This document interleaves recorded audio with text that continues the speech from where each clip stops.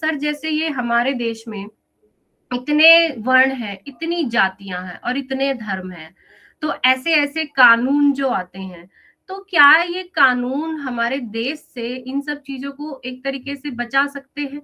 या हमारा देश ऐसे ही जातियों में लड़ के खत्म हो जाएगा? देखिए, बहुत अच्छा आपने सवाल रखा है, लेकिन सबसे बड़ी बात यह है कि हमारे समाज में क्या और एजुकेशन में क्या और सीनियर ऑफिसर्स में क्या, सभी जगह एक तरह से जातिवाद तो छोड़ो, करप्शन ही खत्म नहीं होता। इतने कानून हैं, इतनी सजा हो रही है, इतने सेक्शन चल रहे हैं, इतनी जुडिशरी चल रही है, नहीं?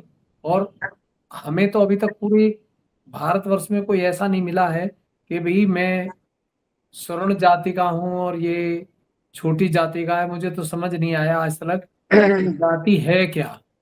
जाति कोई पढ़ जाता है, कोई ये नहीं कहता कि मैं पढ़ा लिखा हूं, बिना दहेज के शादी कर रहा हूं, या मेरे बच्चे जो हैं उनको मैं जो एजुकेशन दे रहा हूं तो मैं एक जातिवाद पे दे रहा हूं या एक टॉप कॉलेज में दे रहा हूं, लेकिन उसके बाद में उसका जो आचरण है वो तो कहीं नजर नहीं आता। तो यूजीसी बढ़ाना, तो कुछ भी बना लो आप, कानून बनाए रखे रह जाते हैं। सबसे पहली बात है कि जो समाज में एक कुरीतियां फैली हुई हैं, आज ये अभी पहले धर्म के नाम पर था, अब जाति के नाम पे आ गया।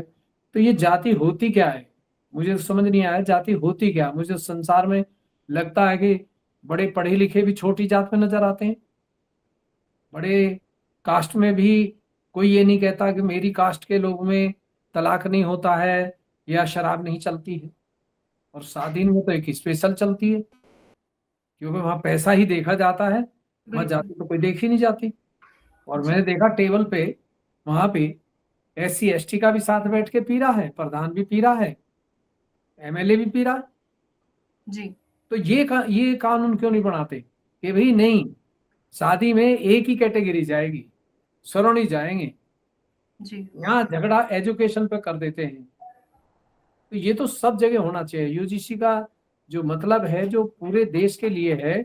सबसे पहले तो जो एजुकेटेड बच्चा है, जब आप इतनी अच्छी एजुकेशन दे रहे हैं, तो उस बच्चे में ये भी तो संस्कार, ये भी तो कानून डालो कि वो ये निश्चय करे कि मैं अब इतनी अच्छी एजुकेशन पाइए, अब मैं विदाउट कास्ट और विदाउट दहेज शादी करूंगा।